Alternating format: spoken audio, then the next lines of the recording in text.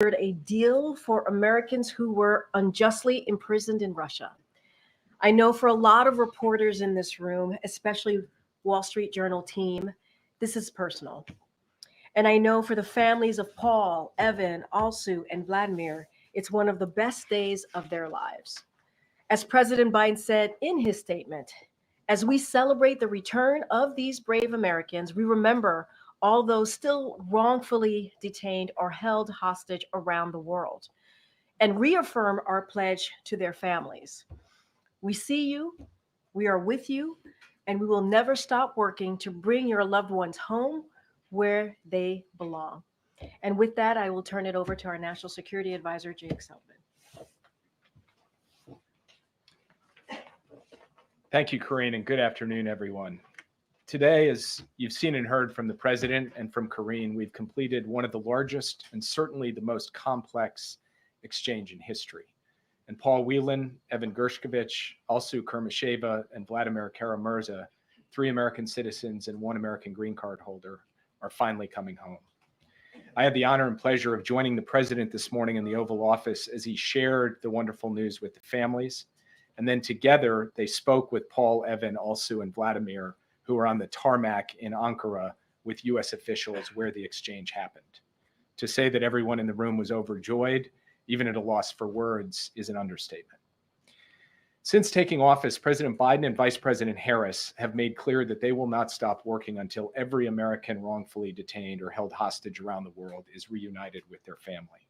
As an administration, we're proud to celebrate the return home of over 70 such Americans from places around the world like Afghanistan, Burma, Gaza, Haiti, Iran, Russia, Venezuela, Rwanda, and elsewhere.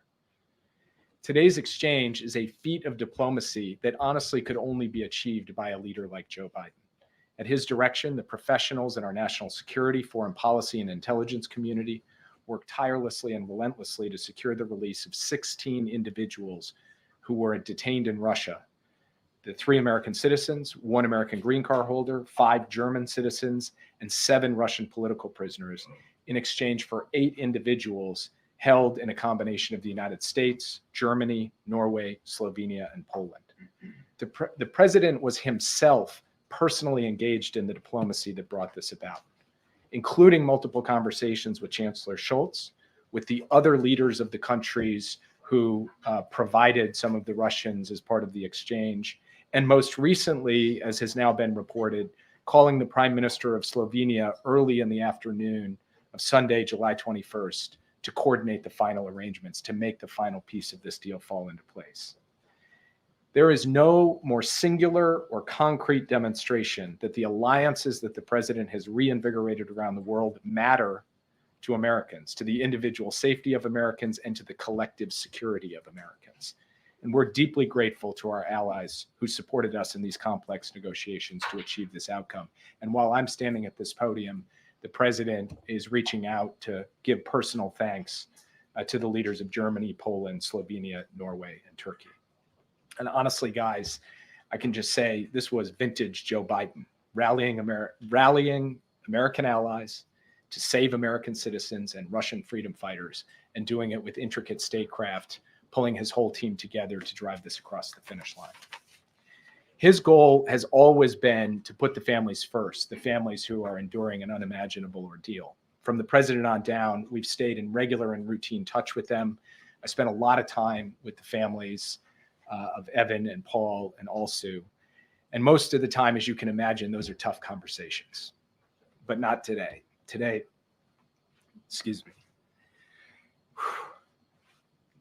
today was a very good day.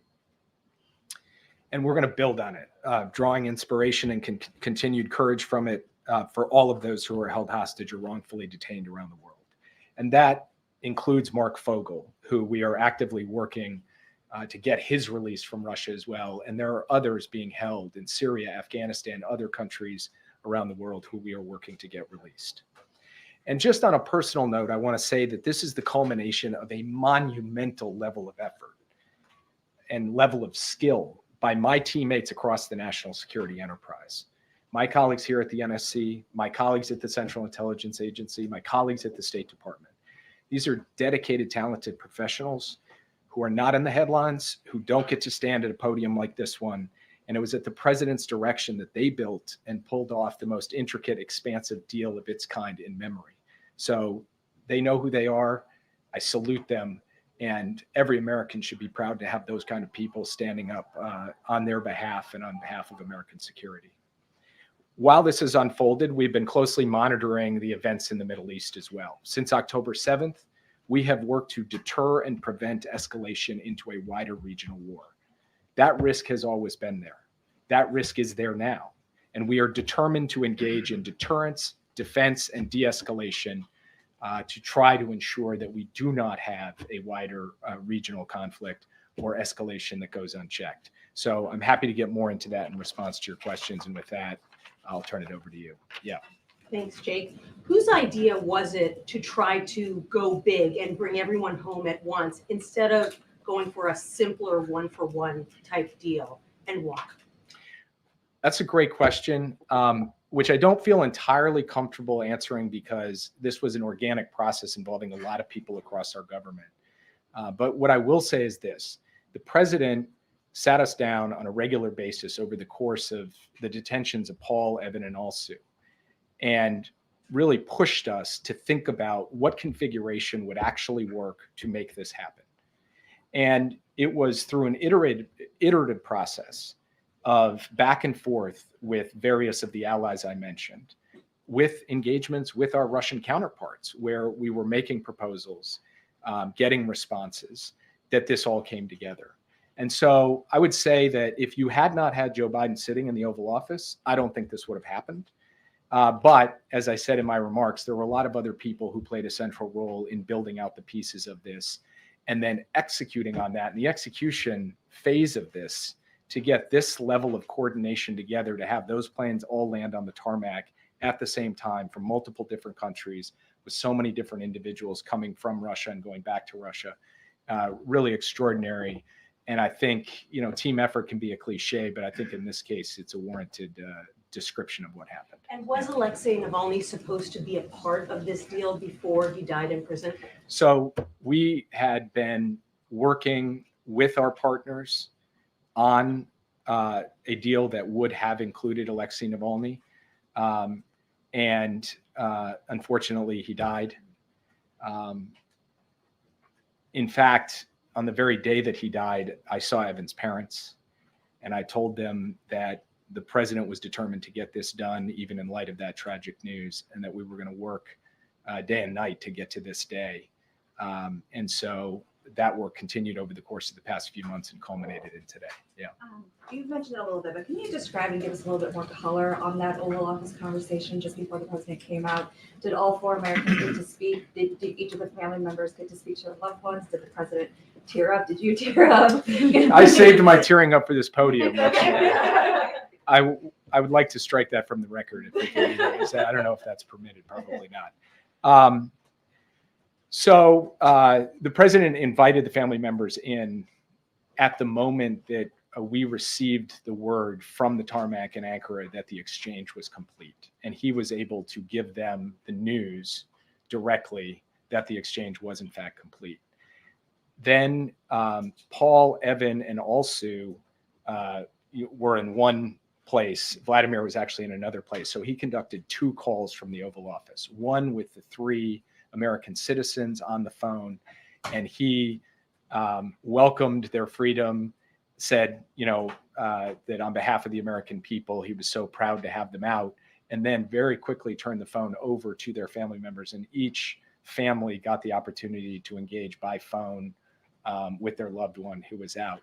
He then conducted a second call with Vladimir, and Vladimir's wife, one of their daughters, and their son were there to be able to speak with him.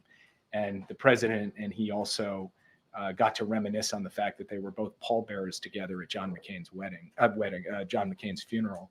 And so it was a kind of extraordinary personal exchange in the Oval Office. And the family members were both overwhelmed, of course, by the events of the day and also standing there in the presence of the U.S. president at the Resolute desk. So it was quite a moment. And can you talk about how the administration tries to make sure this doesn't incentivize more arrests of innocent Americans beyond what the president said, advising people not to go abroad in certain places, especially because you're looking at this inherent imbalance between releasing or between securing the release of innocent Americans in exchange for rightfully convicted criminals, including a murder. Look, it's a fair question. It's a question that we grapple with every time that we look at the hard decisions involved in one of these exchanges. It is difficult to send back a convicted criminal to secure the release of an innocent American. And yet, sometimes the choice is between doing that and consigning that person basically to live out their days in prison in a hostile foreign country or in the hands of a hostile power. So from our perspective, we have assessed and analyzed that risk, and we have judged that the benefit of reuniting Americans, of bringing people home, and also of vindicating the idea that the American president and the American government are going to do what it takes to protect and secure the release of innocent Americans, that benefit outweighs the risk, and that's how we have proceeded. I would point out, in addition to that, that in periods of time when the US government didn't tend to do prisoner exchanges, Americans were unjustly detained and held hostage overseas. In periods where we did, Americans were unjustly detained and held hostage overseas. So I think there are real questions, and Roger Carstens, the hostage negotiator at the State Department, has actually pointed out that in this analysis, it is not quite as clear cut that the evidence actually demonstrates the kind of result that your question speaks to, that, you know, a lot more people get taken because we do these exchanges. But it's something that we have to pay attention to, and it's something that makes these decisions by the president not simple decisions, hard decisions. And yet, as he did today, he was prepared to make them. Yeah. Can you explain a bit more? When did it become clear that Krasikov was this linchpin to a deal like this? And was it during the negotiations over Brittany Griner? When you're engaged in a negotiation and one side lays down a position, there's not like a light bulb moment when you say, okay, that position is immovable. That has to be tested, and alternatives have to be suggested, and proposals get put on the table and rejected, and new proposals and rejected. So it is less of a aha moment. Okay, now we know. And it's more something that you accumulate through the experience of the negotiation. And so over the course of this negotiation, we did reach the conclusion that Krasikov was a key. You've discussed, obviously, the president's involvement, direct involvement in all of this. Can you talk us through any involvement that the vice president had? Was she also speaking directly to other leaders and allies? So as I said in my opening comments, both President Biden and Vice President Harris have made the return of unjustly detained Americans American hostages an absolute priority. And in this particular case, Vice President Harris actually had an opportunity to engage with Chancellor Scholz earlier this year at an opportune and timely moment at the Munich Security Conference, where she talked about this issue with him. That followed on a conversation that the president had just a short time before that, and it was in the run of high-level engagements and a back and forth that the president and the chancellor were having that Vice President Harris was actually able to sit face-to-face with Chancellor Scholz and talk through the elements of this. And then I've sat in the Oval Office more times than I can count over the course of the past years, providing briefings and updates on this and getting peppered with questions by both the president and the vice president, thinking through the strategy, iterating the approach, which she was a participant in very much, a core member of the team that helped make this happen. Jake, two quick questions. One, as it relates to the president's interactions with Chancellor Scholz. It's been detailed to us, but maybe from the podium, you could help us understand. Chancellor Scholz had to make a big sacrifice, giving up Krasikov here, a Russian criminal. What specifically did the German chancellor say to President Biden about his willingness to do this? Well, I will leave that to Chancellor Scholz, because I think for important and sensitive conversations, leaders should speak for themselves. The White House said, he said, for you, and then he said, I will do this. Is that fair? And if so, can you at least detail that?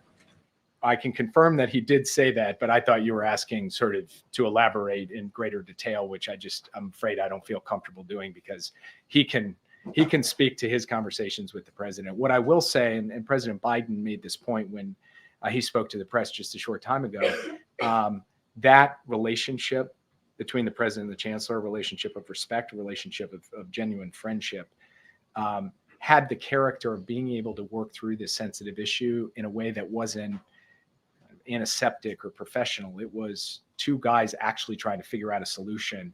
That was the nature of all of the conversations. And ultimately, the chancellor was able to say to the president, let's do this. Just to be clear, my second question, today is clearly a day of celebration, but already there is some criticism, including from the Republican vice presidential nominee, J.D. Vance, who moments ago said, I think what this demonstrates, I think that really what this shows is that a lot of bad guys across the world are worried that Donald Trump is coming back into office. Your response to those comments? I don't follow. Yeah. Thank you, Jake. Can you talk about what, if any, engagement U.S. officials had with Vladimir Putin as part of this? No engagement directly with Vladimir Putin. What about his deputies?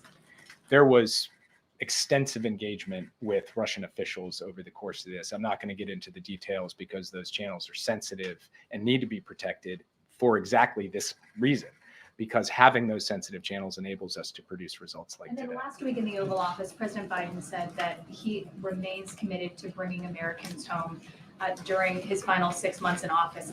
How important was it for him to get this deal before leaving office? Honestly, I don't think he was thinking about it like, I got to get it before I leave office. He was thinking about it from the family's perspective, which is every day is a lost day. So I want to do this as rapidly as humanly possible. I want to push the pace on it because the longer that these Americans are held abroad, the greater the risk and the greater the pain. So for him, it was really important to do the deal, but less tied to his time in office and more tied to the power and responsibility he had and wanted to exercise to get this done as fast as he possibly could. Jake, I just want to follow up on this interaction with the Russians. I mean, does this in any way lay any groundwork for discussions about the war in Ukraine with the Ukrainians? I mean, just to sort of say, look, we've cooperated on this. Is there any path that this creates any sort of goodwill in terms of, creating more discussion? We do not see a link between the hostage negotiation or the detained persons negotiations and any potential diplomacy over the war in Ukraine. We see those as operating on separate tracks.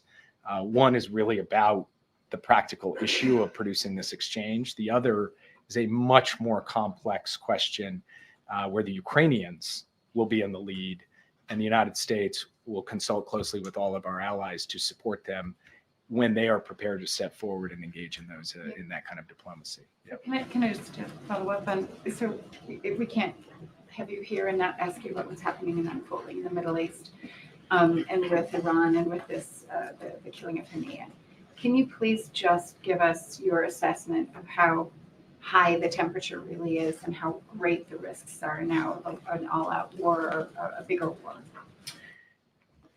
Just taking a step back, we have been laser focused on trying to prevent that wider war since October 7th. There have been moments that have required intensive effort to keep a lid on things. The risk has always been there, and the risk remains today. And we believe we do have to be engaging in intensive efforts now through deterrence, through de-escalation, through diplomacy, to prevent a wider war, and we will continue to do that. Yeah, thanks, Jake. Back in May, former President Trump made the comment that Russia would release Evan Gershkovich for him after the upcoming election, quote, but not for anyone else. Did that comment complicate negotiations at all? And do you have a response to Trump's comment now? Look, I'm just happy these guys are out and home, and I won't wade into the comments of the former president. What about Jimmy Wilgus? Are you working on him? Yeah. Jake, you noted that the president spoke to the leader of Slovenia right around the time he was making his decision on his political future. How much was the thinking that he had to go through on his future part of this process leading up to these negotiations? Was this something that weighed on him for days ahead of these calls? Look, to be honest with you, the way in which this unfolded played out over the course of weeks, even months, to put all of the pieces in place. So the timing and the cadence of the different elements coming together was a feature of the diplomacy and the decision-making of each of the countries involved. It wasn't about American politics, the American political calendar, presidents thinking on other issues. And it did happen to line up on that Sunday in that way, but not through a conscious decision to make it so, but rather because that's when the pieces were falling into place. And that's the moment when the president had to drop that final piece in. And it just so happened to come a couple of hours before he made his announcement. When do you think we will actually see them on American soil? Will the president greet them in person? I think you can expect to see Evan, Paul, and Alsu later tonight on American soil. And as the president mentioned in his remarks earlier, they'll be landing at Andrews Air Force Base. The president and the vice president will be out there to greet them. Vladimir Kara-Murza is going to be traveling to Germany, and his family, who was here with the president this morning, will be traveling there to join him.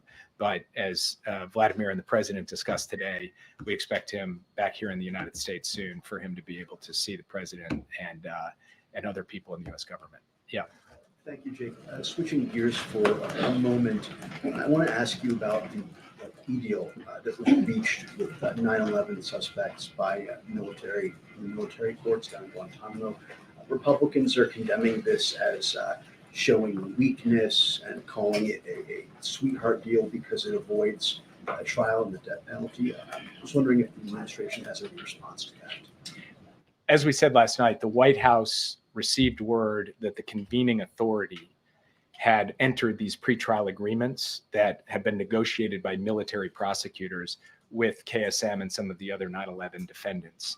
And we had no role in that process. The president had no role. The vice president had no role. I had no role. The White House had no role. And we were informed yesterday, the same day that they went out publicly, that this pretrial agreement had been accepted by the convening authority. What the president did upon learning of that was direct his team to consult as appropriate with officials and lawyers at the Department of Defense on this matter. Those consultations are ongoing, and I have nothing more to add at this time. And one more thing on Iran, Israel, Hamas negotiations.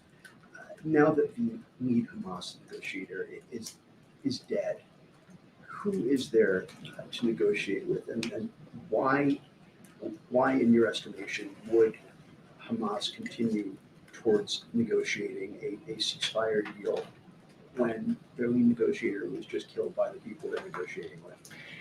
It is too soon to tell what the impact of his death will have on the negotiations.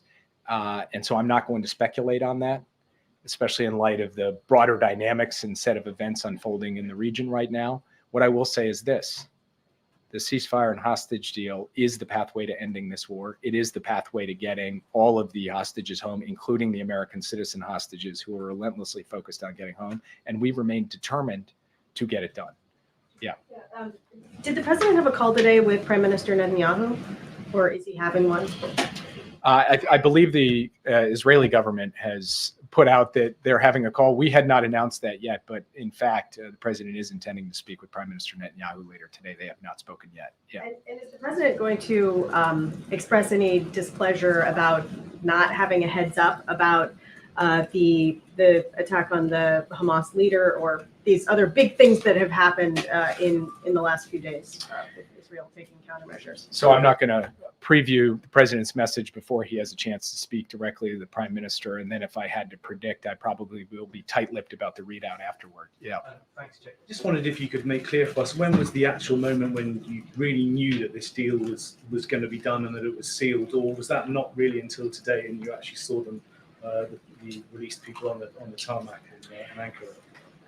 We steadily gained confidence following the president's call on the 21st of July. But that confidence was always tempered by the reality that this was a fragile deal, a complex deal that could fall apart at any moment from multiple different directions. So we held our breath and crossed our fingers until just a couple hours ago. Yeah. Jake, I wanted to ask about arms control treaties. It seems like Russia's been backsliding when it comes to these deals. What is the update with that? Is there any progress with getting them to rejoin any of these treaties? No. The short answer is there is no progress. We have tried to engage, and I have publicly stated, and my colleagues have also laid out our view that there is an arms control agenda that's in the interests of the security of the United States, our allies, and frankly, global stability. And we have not seen reciprocity on the Russian side to engage in those discussions at this time. So we're obviously working very closely with NATO, with our other allies and partners to ensure that our security is going to be strong, resilient, and credible no matter what comes next. But we do remain available to engage in arms control as we did with the Soviet Union at the height of the Cold War. Last question. Yeah. Thank you, Jake. Can you just confirm that no money was exchanged, no sanctions were loosened to facilitate this deal? Yes, I can confirm that. And can you also speak to why the president chose not to use his moment in front of the cameras to deliver a warning to Putin? He said, I don't need to speak to Putin, but what he didn't convey was a price that countries will pay if they abduct Americans for political purposes.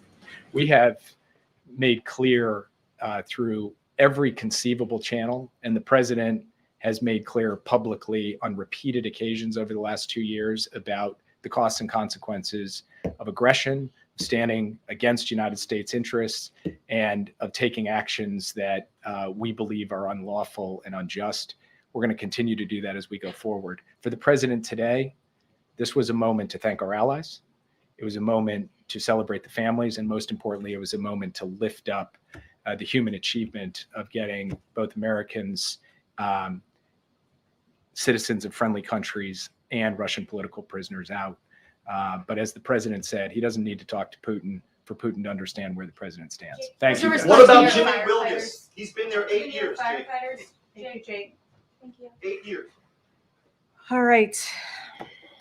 As I mentioned at the top, this is an incredibly important day, monumentous day, and also an emotional day for the families, obviously, for the incredible team that I get to work with every day, national security team, and across the administration, and for this president. And so it's a good day. It's a really, really good day. And we should be really proud of what this administration has been able to do. Now these, these folks who are unjustly held now get to go home to their families and see their families and restart their lives. Okay. And a follow-up on the 9/11 plea deal, if I may. Does the president still plan to close Guantanamo Bay prison before he leaves office? And is there a realistic pathway to do that in the next 6 months? That's still something that the president wants to do and get done. As far as a timeline, don't have anything for you here, but obviously this is something that he wanted to be done under his administration. Just don't have anything else to read out or preview at this time, but it is something that he's determined to get done. And does he have a message to some of the 9/11 families who wanted to see a full trial, who wanted to see this kind of come to a fuller process? So look, this is basically what Jake said. This is something that we had no involvement in. He didn't have any involvement in. And so the White House played no role in this process.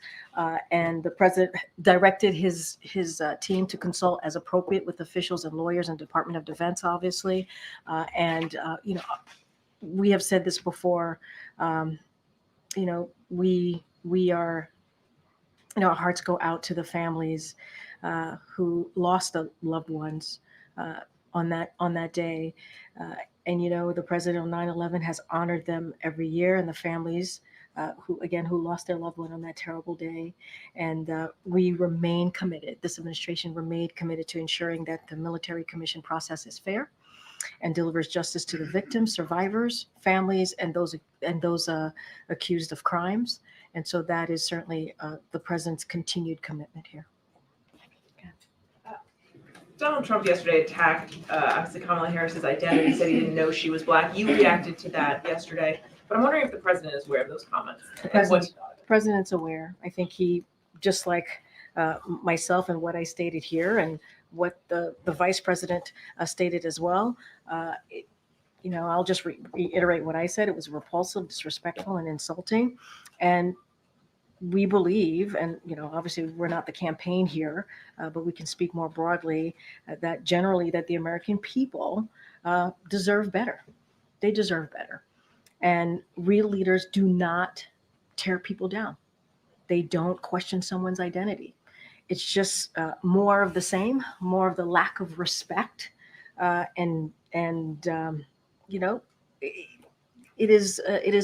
couldn't be more inappropriate.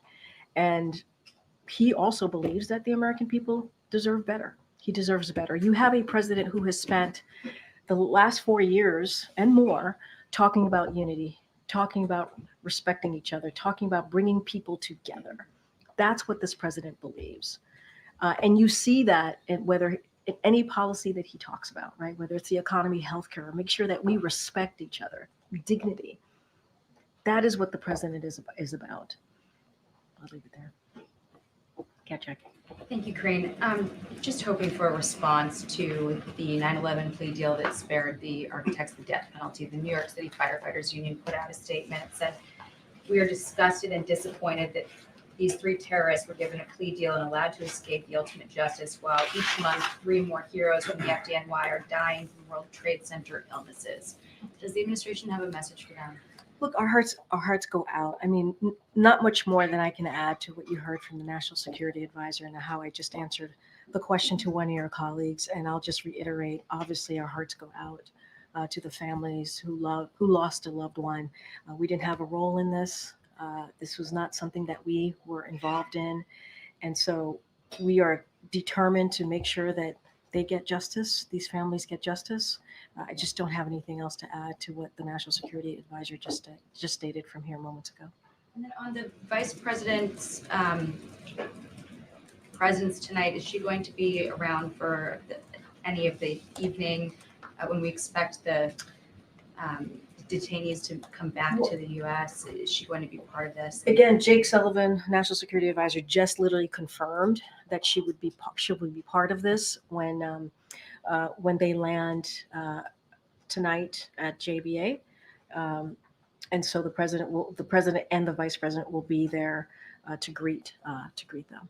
So you just heard this from Jake Sullivan. And I wanted to follow up with Jake with what didn't have a chance. It sounded like he almost took a swipe at the vice president, said that if Joe Biden wasn't in the Oval Office, I don't think this would have happened. Was that a swipe at her relative inexperience or some sort of? I see what you're saying. They're partners in this. Joe Biden and the vice president are partners in this. You heard him say that the vice president played a critical role in this diplomacy at a number of key moments. She met with the Chancellor of Germany in Munich to help pave the way. She also met with the Prime Minister of Slovenia to help bring them into the negotiations. They were partners in this. And then you'll see her tonight join the president to welcome back those Americans who were unjustly imprisoned in Russia. And that is going to be an important moment, a critical moment, but they worked together on this. And I think what Jake, not to say what he was saying, but he was very clear, this is a president that has had a long history in government, more than 50 years as a senator, as a vice president, and now as president. It is because of his understanding of the world and the relationships with these leaders that he has had. He's been able to build back up our partnership with allies, right? And also partners. But let's not be very clear here. The vice president has been a partner in this. I just listed out how critical of a role that she played in key moments very, very recently. So they're partners. And I think that is what we want to make sure that is very, very clear to all of you. Okay. And was there ever any consideration given to asking the vice president to, come back sooner so she could be part of the announcement today? And sorry. No, I'm sorry. You should finish your question. Well, no, I was just going to ask. I mean, if there was, just for the atmospherics or the kind of visual impact of having her there with the families. Well, just today. to reiterate, she played a key role here. a critical role during some key moments, as I just listed out. But I will remind you that she was at a funeral in Houston this morning. She was speaking at a funeral for the late Congresswoman there in Texas. And that was also, as you know, when you're president and even vice president, you play multiple roles here. And so she'll be coming back today, if she's not back already, and she'll be joining the president and the families as they get to welcome their loved one back from after being unjustly imprisoned in Russia. I just have one more question about the 9/11 plea deal. Can you say from where you sit now whether you think the death penalty would have been an appropriate end, or is that a sort of a matter of principle for you, for the people at the White House and for President Biden in particular? As you know, the president's been always very clear about the death penalty. I don't have anything else to add. This is something that we learned about yesterday. This is something that the convening authority for military commissions made an independent decision. They made an independent decision. We were not involved. I don't want to get into like specifics on this because we're just not involved at all in this process. And so I'll just be careful here and just leave it there. Did the president or anyone in the administration speak to the family of Mark Vogel today, to your knowledge? That's a good question. I don't have anything to read out about a particular conversation with the family of Mark Vogel. As you know, our team here have been in regular touch many of the families who have loved ones who have been detained. I don't have anything at this time to read out with Mark Vogel specifically, but we are continue to be committed. You heard Jake speak to this at the top when he was delivering his remarks to getting Americans home. With each of these exchanges, it is our goal to secure release of as many as Americans as we can. That is the goal every time we get into these negotiations, and we're always very careful. We do not do these in public, obviously, and at every step in this process, starting all the way back when we sought the release of Paul Whelan and Brittany Griner, we also sought to release Mark Vogel as well, as you heard from Jake Sullivan. We are actively continuing to do so and are engaged in active discussion on how we can get to that, how we can get to a path to get him home. Don't have anything to read out on a recent conversation with their family. On a separate topic, the Federal Reserve yesterday signaled that it could cut interest rates for the first time since the pandemic. Does the White House believe that's a good idea? Not going to comment on any monetary policy decisions or potential decisions by the Federal Reserve. They are independent. We respect that. And so I'm not going to comment on that. Okay. Just to circle back, Jake did make the point that he believed that this wouldn't have happened if the president wasn't the one in the Oval negotiating. So can you tell us a little bit more about how he's thinking about this very clear work to seal up his legacy and balancing that with having to support the vice president, campaign for her even, and see her as a part and treat her as a partner in a subject where he clearly has, a lot more experience. I'm not denying that Jake said that. Obviously, I'm reveal some of his thinking about how he's got to balance this. I think you have to look at this in separate pieces, right? The president has been president for some time. I used to say this all the time: with age comes experience, right? And I think that's important to note. And he's had relationships with many of these leaders that are currently, out there in this present time and present day. What I also want to state is that the vice president has been vice president for 3.5 years. She has been part of this administration, obviously, not just part of it, but a partner, and has developed her own relationship with world leaders, with our allies and partners. And I think that's important to note. She was part in having conversations with the Chancellor of Germany, for example, in starting to get us on a path for what we're seeing today. And so obviously we feel that she's immensely qualified. That's why the president endorsed her. That's why she is, certainly a partner to him, but also is doing her part in the next, being careful here, in the next 4 months. So I'll leave it there. But look, they are partners. They talk regularly. I think I would say they've learned from each other, right, with this partnership over the 3.5 years. But this is also a vice president who's been a senator, who's been an attorney general, again, a vice president for almost 4 years, and has been in conversation, in critical, important conversations that matter to the American people pretty regularly with the president, having her by the president's side. And I think that matters. I think that matters, and that's important. Go ahead, Karen. Karine, can you tell us about the condition of Evan, Paul, Alsu, and Vladimir? How is their health, and did that come up when they had those phone calls in your office? I'm not going to get into details or into specifics or speak about their health. Obviously, they will be landing here in short order in a couple of hours, so you all will be able to see, at least you'll see them for yourselves, but I'm not going to speak to their health from here, not from this podium. Describe that they've gone through a lot. Did they They talk have. to, They were imprisoned, yeah, unjustly so. Did they talk about that in their phone call to the Oval Office? I'm not going to get into further details to what the National Security Advisor shared here today. I'm pretty sure that when the time permits, they will, I'm sure at some point, if they wish to, they'll speak for themselves. Yeah, thanks, Karine. So Germany got 12 citizens back on this. Were they negotiating with the Russians, and was this two negotiations that merged, or did this generate out of the U.S., talking about the U.S. prisoners? Look, I think we've laid out pretty detail on how this occurred. Obviously, the U.S. played a leading role in this, and we are certainly very grateful to our allies that worked with us on this. Obviously, I talked about Germany, Slovenia, and so I don't have anything beyond what we've already shared with you on this. I don't want to get into specifics or details. We have already shared how this came about. Look, this is an important day. This is an important day.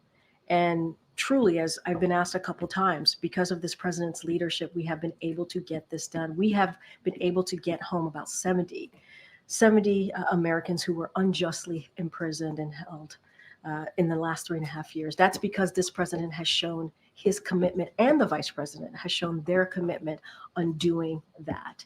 And I think it sends today and many other days that we've been able to get this done, it sends a message to the American people that we will put them first, always as it relates to foreign policy, national security, making sure that we are getting Americans home. And I'll leave it there.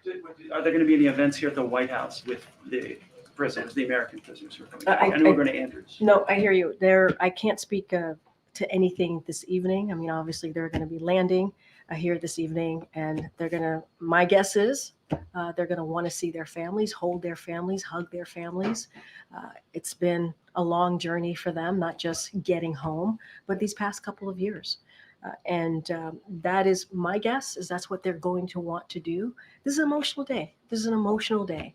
And it's a good day. We should be really, really proud of what this administration has been able to do. And, don't have anything beyond that. Okay, Garen. Congresswoman Sheila Jackson Lee is being arrested in Houston. And one of her signature bills in Congress was H.R. 40, which, as you know, would create a commission to study the issue of reparations for African Americans. She took up that mantle from Congressman, the late John Conyers, and after more than 30 years of this bill being introduced, Congress has yet to be able to pass this bill. And as a result, Congresswoman Jackson Lee, when she was still alive, she urged, along with advocates for President Biden, to take executive action. Although the White House has repeatedly said that the president's position is that it should happen through Congress, I do wonder, given with only 6 months left of his administration and to honor her legacy, whether the president is more amenable to taking executive action, especially given the fact that he announced those Supreme Court reforms that came from a similar commission.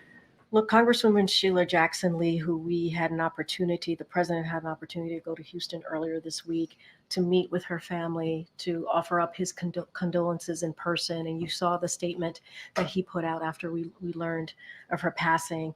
She was a hero. She was beloved, obviously, by the people in Texas and Houston and the community that she represented, but also beyond that. Certainly her colleagues in the Congressional Black Caucus and in Congress more broadly. And we lift her up and we honor her, not just through legislative action, but obviously honor the work that she has been able to do and what she has meant to so many. As far as the commission, the president has not changed where he is. He wants to see, he believes there should be a commission, and he does believe it should be a legislative process. Obviously, we think it's important. We want to help in any way to get that legislation done, but I just don't have anything else to add beyond that. Thank you, Karine. Can you talk about the support from Turkey this morning? In the briefing, Jake Sullivan mentioned that Turkey provided logistical support, but what we're hearing now is that they are coordinating the exchange. Is that an accurate description? And also, did the U.S. give the Turkish government anything in return for their support? So look, this was a big effort, as I mentioned before, and I was answering a question from one of your colleagues. It took our partners and allies to get this done, and we appreciate every effort that was done by them. Obviously, I think Jake was also asked if there was a phone call made recently to Erdogan. Obviously, I don't have anything to read out at this time, but it was, and they did offer technical support, as you know. I don't have anything beyond that to share, but we are very grateful for the role that they have been able to play to get Americans home today. And so I just don't have anything beyond of what we've already been able to share. Give us an update on American journalist Arsen Tice that's held in Syria. And also just beyond that, I mean, obviously our network, we're very grateful and relieved that Alsu is freed, but there are other journalists in our network and who may not be Americans. You know, we have colleagues held in Belarus, in Russian-occupied Crimea, in Myanmar, families of Uyghur journalists held by China. Again, these are not American journalists, but would the White House be able to say a position on their team? So look, I'm not going to go by person and take a position, but the president's been very clear on the importance of the freedom of the press, of the importance of journalists being allowed to do the work that they should be doing, right? Being able to report and see, what is happening on the ground wherever they are, and reporting and making sure they are freely able to do that. And the president has those tough conversations with leaders that he meets privately, and we've been very clear publicly about supporting journalists and the work that they do and being able to do that work freely and not be intimidated and without violence. And so that's something that we're going to continue to be very, very clear about. You just listed out a bunch of names. I don't want to go point by point on these names, but more broadly, we believe in the freedom of the press. This is important to us. We believe it's part of our democracy, and we want to see, not just here, it's important to see that obviously across the world. I don't have anything specific for you at this time. When it comes to Americans being unjustly held, wrongfully detained, as you have seen from this president in the last 3.5 years, he's going to do everything that he can. I think today is a perfect example. Bringing home 70 Americans over the last 3.5 years is a perfect example of this president being committed to bringing home Americans who have been unjustly held. I think I'm going to have to wrap it up pretty soon. Go ahead, John. Thanks a lot, Karine. When the president announced 2 Sundays ago that he's withdrawing from the race, that he's not running for another term, there were some that described him as a lame duck president. How does this news today, this joyous news at the White House, answer those critics describing President Biden in that fashion? Well, I'm glad you call it joyous news, because it is. This is very, very good news. For all of us as Americans, we should be very proud of this moment. Look, I've heard the term lame duck. I was asked at the podium if he is a lame duck president. We've been very clear that he's not, and today is an example of that.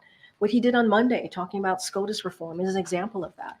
The president is determined, and he is very focused, along with the vice president, to get things done, to build on the accomplishments that we have been able to deliver for the American people over the last 3.5 years. And these are historic accomplishments, whether it's the American Rescue Plan that turned the economy around, restarted the economy. Now we're leading in the world on that. Again, no Republicans voted for the American Rescue Plan. You think about the Inflation Reduction Act, no Republican voted for that. And that is a piece of legislation that has seen the biggest investment in climate change. Now Medicare can actually negotiate with Big Pharma, something that elected officials have been trying to do, and he reached across the aisle to get infrastructure done, to get the Chips and Science Act done, to get the Veterans, the PACT Act done.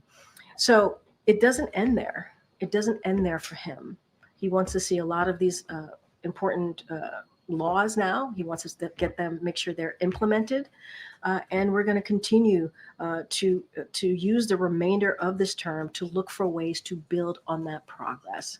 And we will certainly share with you the specifics of that as we continue these next 6 months. And secondly, yesterday I asked a series of questions to you about the possibility of a hostage deal.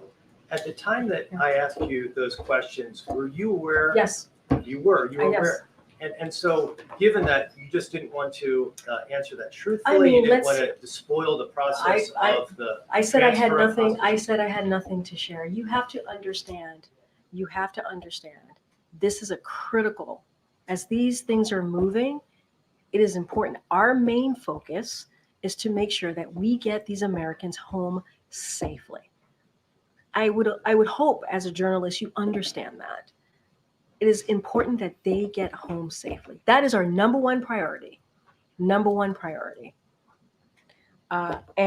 now that they are on their way home, the families were here. The families, the president, the vice president will get to greet these Americans when they land here tonight. This is a huge, huge, monumentous day, emotional day. And it is important. That is our goal, to make sure that they get home safely. All right. Thanks, everybody. Thank you.